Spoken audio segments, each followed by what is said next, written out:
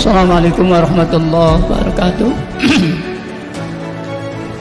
Pak Ustadz, tentang kolbun yang pernah disampaikan oleh Ustadz dalam ceramah-ceramahnya, bahwa setan dan iblis itu tidak bisa masuk ke dalam kolbun.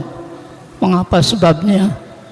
Tetapi ada seseorang yang dia niat berbuat baik, lantas kemudian menyimpang akhirnya. Apakah juga yuwaswisu fi sudurin nas, barangkali begitu.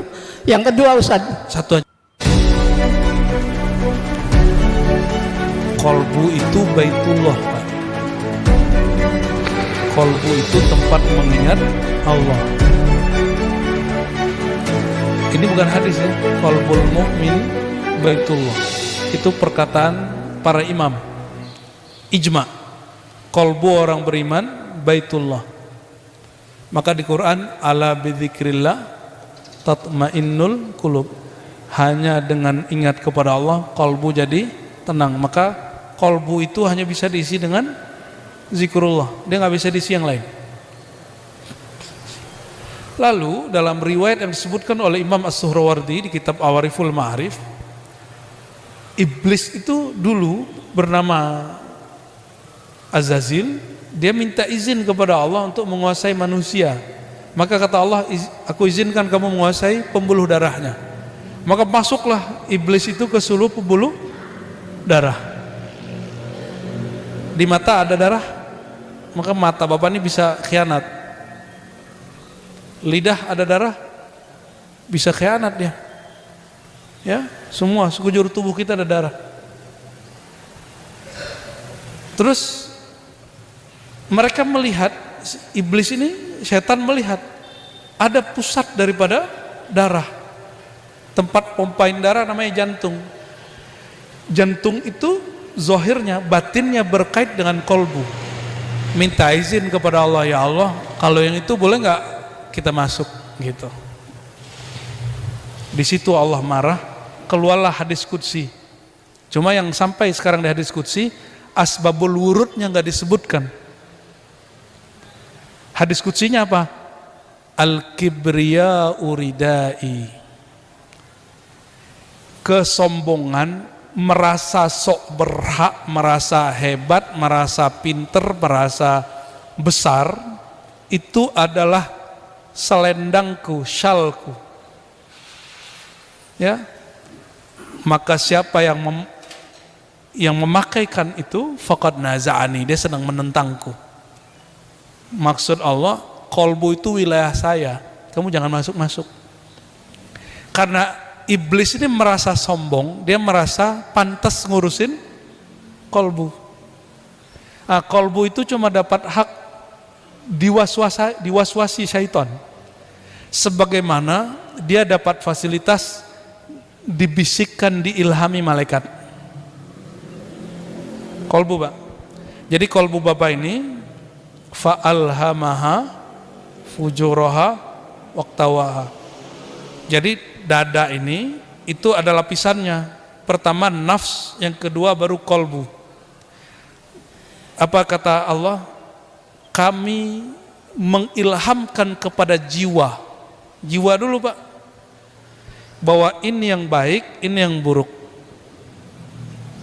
Bukan berarti Allah kemudian yang disalahkan kalau kita buruk. Gitu, Allah ngasih tahu, alhama itu artinya allama. Allah ngajarin, ini lo baik, ini lo buruk, kepada jiwa. Melalui apa? Melalui malaikat dan melalui syaitan dan juga si akal kita sendiri. Maka Bapak coba cek, kalau ada orang minta-minta, ilham pertama masuk apa? Kasih. Ilham kedua masuk apa? Was-was kedua masuk? Udah, jangan kasih. Itu orang pengemis bohong tuh, ya. Dia mau bakar cimeng tuh, ya. Belum ngasih udah suuzon duluan. Bener nggak? Berasa nggak? Azan, Bapak lewat masjid, itu kolbunya bilang apa? Mampir, gitu nggak? Bener nggak? Ya. Bapak lagi lewat satu tempat, terus ada diskotek. Itu si was-wasnya bergejolak itu, darahnya bergejolak, mainnya di darah. Kalau tadi mainnya di perasaan, itu beda sekali. Agak beda dia.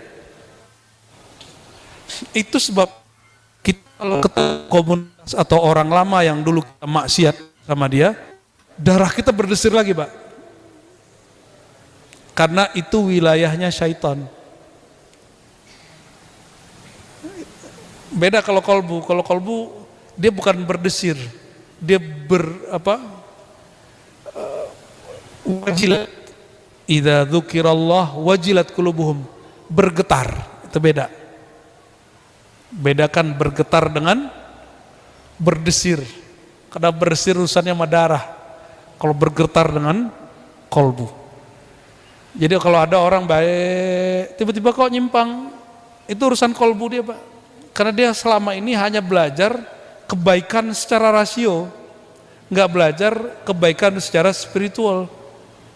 Maka dalam hadis Nabi, ini hadis penutup, Nabi mengatakan, "Fala walladzi la ilaha ghairuh," demi zat yang tiada Tuhan selain Dia.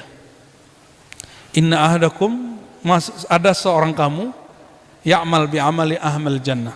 Dia beramal seperti ahli surga, hatta ma yakun bainahu wa bainaha illa zira', sehingga antara dia dan surga hanya satu gini, dekat gak?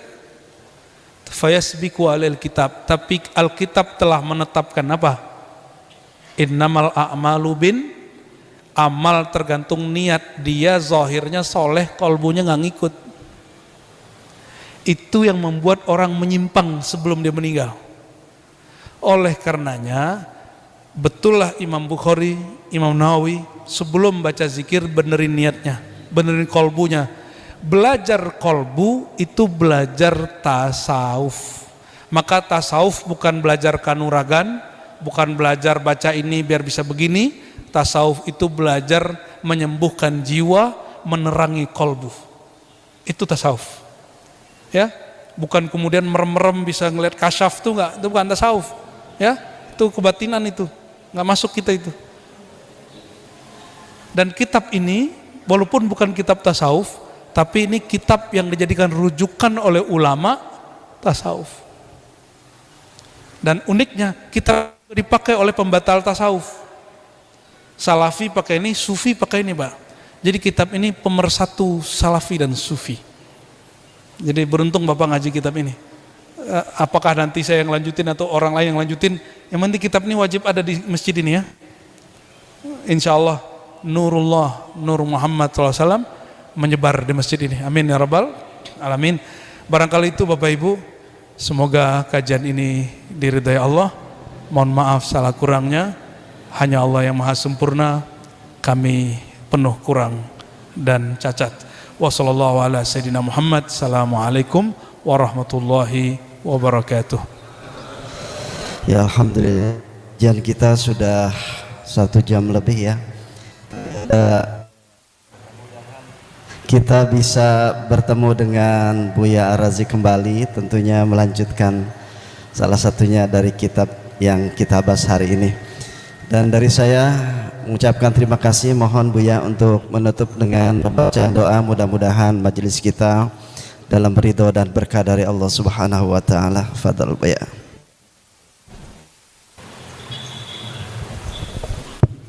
Mari syahadat asyhadu an la ilaha illallah wa asyhadu anna Muhammadar Rasulullah. Ila ruhin Nabi sallallahu alaihi wasallam wa ila jami'il anbiya wal mursalin was sahabati wat tabi'in wa jami'il mursyidin wal murabbin wal muallimin. Al-Fatihah.